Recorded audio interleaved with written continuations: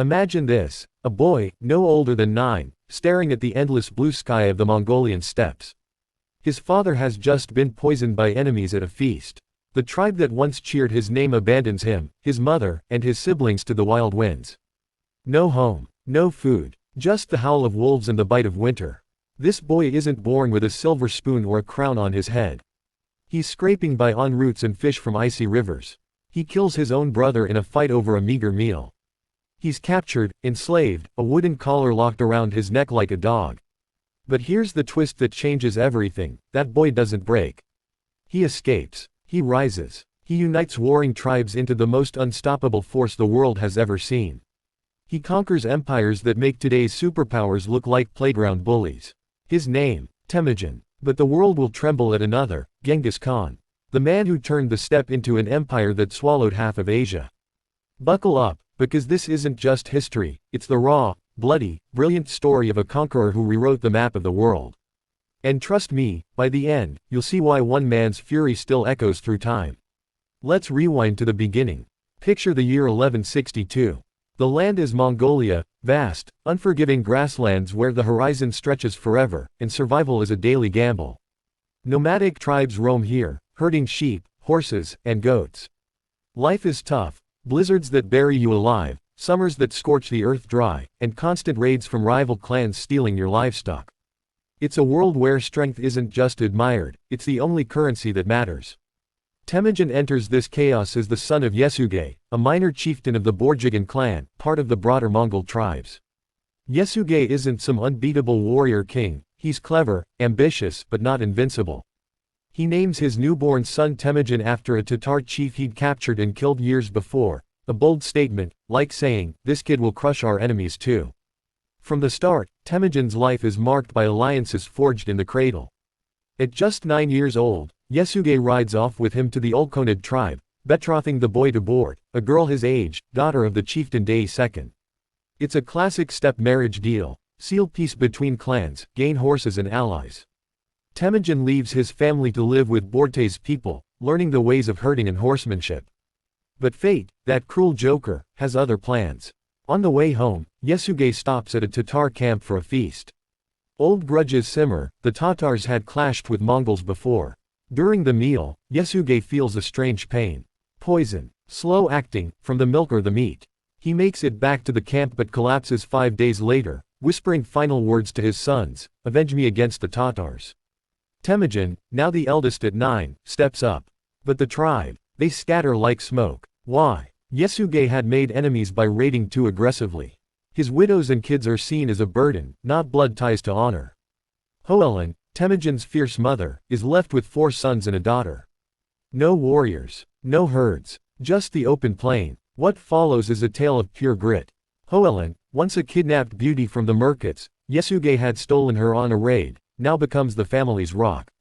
She teaches her kids to fish with hooks made from bones, to trap marmots, to gather wild onions and berries. Meat, a rare luxury from hunting birds or small game with slings. Winters are hell, huddled in a flimsy yurt patched with felt, stomachs growling, dreams haunted by the feasts they once knew. Temujin, the oldest, feels the weight. He's not just surviving, he's learning. Learning that trust is fragile, that power comes from loyalty you earn, not inherit. By his early teens, family tensions boil over. Temujin's half-brother Better, from one of Hoelin's earlier marriages, starts bossing the younger ones around, claiming the best fish or birds they catch. One day, it snaps. Temujin and his full brother Kasar grab bows and shoot at Better, not to kill, but to warn. Better fights back, and in the chaos, Temujin finishes him. Cold-blooded. In steppe law, maybe self-defense. But it's a stain. Hoelin weeps, but she doesn't punish him.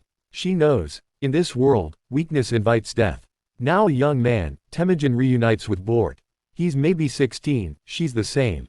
Their wedding is simple: horse milk wine, vows under the stars. But peace lasts about as long as a summer rain. Raiders from the Merkit tribe, old enemies, seeking payback for Hoelin's abduction, swoop in one night. They kill Temujin's guards, drag Bort away screaming. Temujin, he's gutted. His new wife, gone. His honor, shattered. He has maybe a dozen followers at this point, friends like Boorchu, who joined him after Temujin shared his last cloak on a cold night. But that's not enough. Enter the Andes, sworn brothers, bonds deeper than blood. Temujin's father had one, Togrul, the powerful Khan of the Karates, a Christian tribe with ties to the distant Song dynasty in China. Temujin rides to him, hat in hand, begging help. Togrul, moved by the boy's plea and old loyalty to Yasuge, agrees. Then there's Jamuka, Temujin's childhood friend from another Mongol clan. They were like twins once, wrestling and racing horses across the plains. Jamuka brings his warriors too. Together, they launch a revenge raid. It's brutal, lightning fast. They hit the Merkits at dawn, horses thundering like thunder gods. Bort is rescued, pregnant with their first son, Hochi, whose name means guest, a whisper of doubt about his father, since she was taken early in the marriage. This victory cements Temujin's representative. Word spreads, the kid who lost everything is back, stronger. Men start flocking to him, outcasts, skilled archers, horse tamers tired of petty chiefs. But alliances fray. Jamuka and Temujin clash over how to lead. Jamuka wants the old ways, share spoils by clan, reward birthrights. Temujin, he sees further. He wants merit, fight hard, get rewarded, no matter your bloodline. It splits them. By 1186, they're rivals. Jamuka unites tribes against him, and at the Battle of Dale and Balza, Temujin loses. Badly. His camp is overrun, he flees into the hills, wounded, hunted. Capture comes swift. The Tayachiad clan, old foes of his father's, snag him. They collar him like a thief, force him to herd sheep barefoot. Humiliation. But Temujin watches, waits. His guards get sloppy one night. He strangles one with the collar's rope, bashes another's head with a rock, steals a horse, and bolts. Free again. This time, he doesn't lick wounds. He rebuilds. Quietly at first, allying with the Jurchen Jin dynasty in northern China. The Jin, fighting their own wars with the Song in the south, need steppe allies to raid their flanks. They crown Temujin, chieftain of the Mongols, giving him silk robes and titles. It's a ploy, they see him as a puppet. But Temujin plays the long game. Revenge starts small. The Tatars, who poisoned his father, are vassals to the Jin. Temujin waits for their rebellion, then strikes in 1202. His forces, now swelling to thousands, ambush them at the Onan River.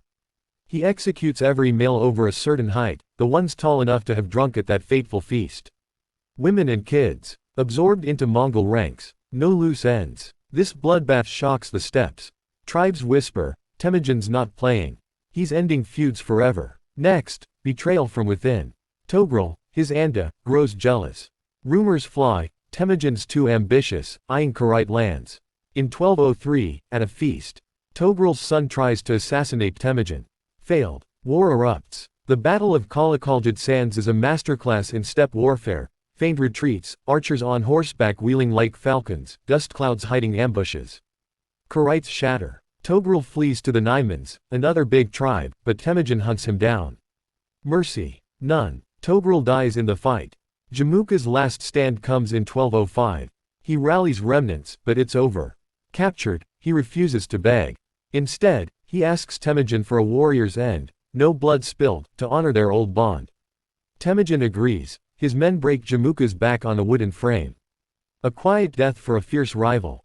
Temujin buries him with full honors, saying, "You were my brother once." The steppes fall silent. No more big rivals. In spring 1206, on the banks of the Onan River, under a sky heavy with promise, the tribes gather for a Kurultai, a great council. Drums beat, horses whinny, shamans chant to Tengri, the eternal blue sky god. They proclaim Temujin, Genghis Khan. Genghis means universal ruler, like the ocean that holds all rivers. At 44, he's not just a chief. He's the Khan, the unifier. But unification isn't a party. It's a revolution. Genghis scraps the old tribal system. No more, I'm from this clan, so I get that. He divides everyone into units of 10. Arbant 10 men, Jagan 100, Mingan 1000, Tumen 10,000. Your loyalty to your unit and the Khan, not your uncle's ghost stories. Families are split across units to break old ties. Merit rules. Fight brave, rise fast.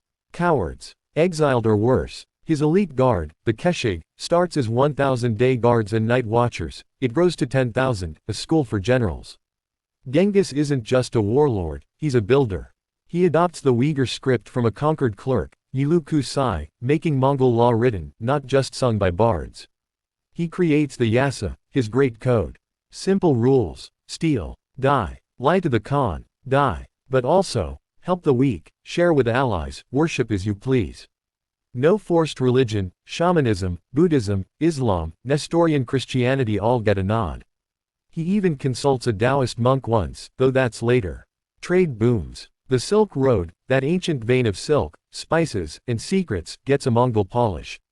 Merchants travel safe, no bandit taxes, free food at relay stations. The Yam system, Pony Express riders swapping horses every 25 miles, messages flying 200 miles a day. Empires before, snail mail, Genghis, instant news. But peace, that's the dream after the storm. First, the thunder. Genghis's eyes turn west and south. Not blind conquest, calculated. The Western Shah, Tangut Kingdom in northwest China, rich in silver and salt, raids his borders. In 1207, he sends a friendly army to collect tribute. They burn farms, herd cattle south. Shah sues for peace, but Genghis smells weakness. Full invasion in 1209, 100,000 Mongols versus walled cities. They divert rivers to flood defenses, starve garrisons with arrow barrages. By 1210, Shah's king grovels, sends his daughter as bride, piles gold high. Treaty signed. But Genghis remembers grudges. Bigger fish, the Jin dynasty. Northern China, Jurchen rulers who've bullied the steppes for centuries, demanding furs and horses as tribute.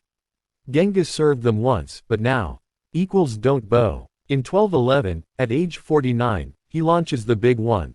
120,000 warriors cross the Gobi, hit the Jin at Wild Fox Ridge, Yahuling Pass. Jin has 500,000, but they're slow, walled in. Mongols, mobile death, feign retreat, draw them out, then encircle. Jin loses 90,000 in one day. Panic. The road to Zhongdu, modern Beijing, is paved with sieges. Jin cities fall like dominoes. Samarkand. Wait, no, that's later. Here, it's Kaifeng dreams shattered. In 1214, Genghis camps outside Zhongdu. Famine inside, he offers terms. Surrender, pay up, live. They do. He loots, silks, gold, engineers who teach siege tech, but spares the city. Why? He wants subjects, not ghosts. By 1215, northern Jin is his, though mopping up takes years. Genghis pauses, sends sons home. His four main boys, Hochi the maybe Merkit Chagatai, fierce traditionalist, Ogde, the diplomat Tului, youngest, loyal. They feud, Hochi versus Chagatai over succession, but Genghis divides the empire early. Hochi gets the west, Chagatai Central Asia, Ogde Mongolia, Tului the homeland. Smart. Keep them busy, not bickering. But rest. Nah. 1218 brings the spark that lights the inferno, Khwarezm. This Persian empire, stretching from the Caspian to India, ruled by Shah Muhammad II, is arrogant. Genghis sends a trade caravan, 100 camels, goods, one Mongol with a message, peace and trade. The governor of Otrar, Analchuk, smells spies. He seizes the goods, executes the envoy by pouring molten silver in his eyes and ears. Bad move. Genghis hears. He sends 3 ambassadors to the Shah, hand over Analchuk, or else. Shah kills one, shaves the beards of the others, sends them back humiliated. That's it. War. Genghis mobilizes like never before. 150,000 200,000, the largest army yet. He leaves a son in China, rides west in 1219. The campaign is poetry and blood. First, Otrar, 5-month siege. Mongols build walls of earth to match the cities, lob fire pots over. Analchuk hides in a tower. When it falls, Genghis has molten silver poured into his eyes and ears. Poetic justice. Then, the heartlands. Bukhara, 1220. Mongols ford the river at night, silent as shadows. Dawn raid. Gates open from inside by turncoats. City falls. Shah's forces flee. Genghis enters on horseback, calls the people to the mosque. I am the scourge of God. Your sins brought me here. Looter. No, he punishes his own for rape or theft. Artisans. Spared, shipped to Karakoram. Soldiers. Executed if they fought. Samarkand, jewel of the Silk Road. 110,000 dead in days. Catapults hurl Greek fire, mines collapse walls. Shah Muhammad. He flees west, island hopping the Caspian like a scared rabbit. Dies in exile, poisoned maybe. His son Jalal al-Din rallies at the Indus River, 1221.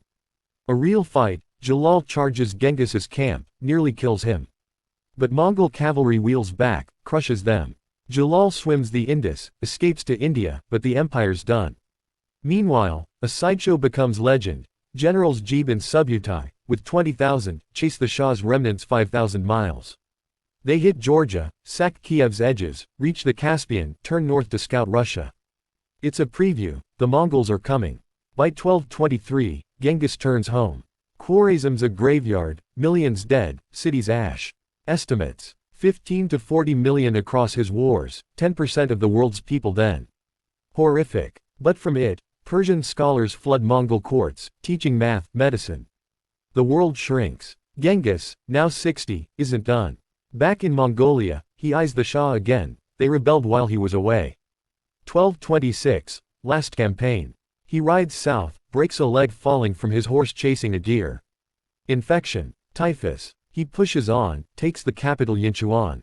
But his body fails. August 18, 1227. He dies at 65, in a camp near the Black River.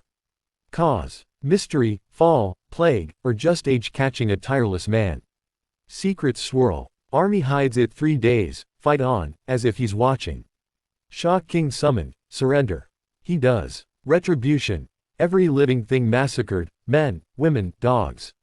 Then, the funeral march, body lashed to a cart, 2,000 miles north to Burkhan-Khaldun, his sacred mountain.